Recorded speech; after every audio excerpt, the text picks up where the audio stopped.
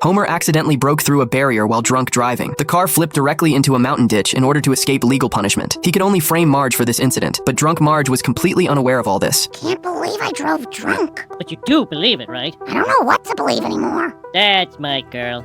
Just take me home. This day, the Simpson family came to visit a winery. After they listened to the owner introduce the winemaking process, they began to taste the red wine because the winery's red wine tasted so good. The two of them drank more and more because of this. Marge and Homer became addicted to wine tasting from then on. Wherever they went, they would bring wine to taste, but Marge's body developed problems because of this. Bird calls and water drops sounded deafening to Marge. Even neighbor Flanders' shaving sounds echoed in her ears. Marge finally couldn't tolerate it anymore. You have to make such an unholy racket. Sorry, Marge, I gotta break in my ski boots sometime. Marge decided to end their drinking journey. Homer also agreed to her suggestion because he could draw strength from the Bible.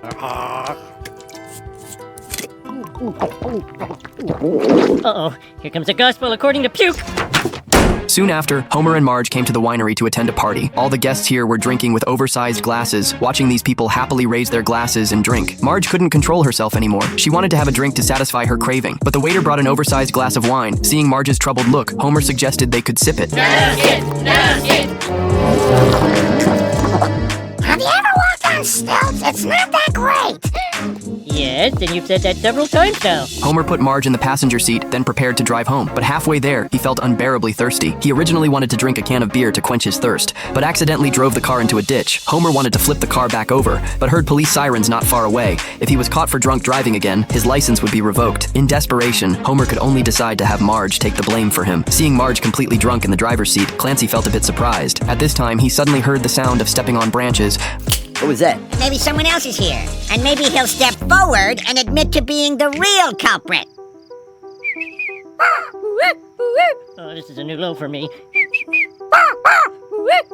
Marge was therefore put in jail, but she had no memory of the drunk driving incident. Homer was afraid Marge would discover the truth. He could only bail Marge out first, then came to Moe's tavern to drown his sorrows in alcohol. Learning that he had done something terrible to Marge, Moe couldn't help but be curious. Under his guidance, Homer finally revealed how he had framed Marge. Ugh!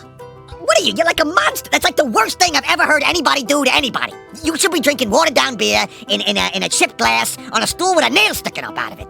You know what?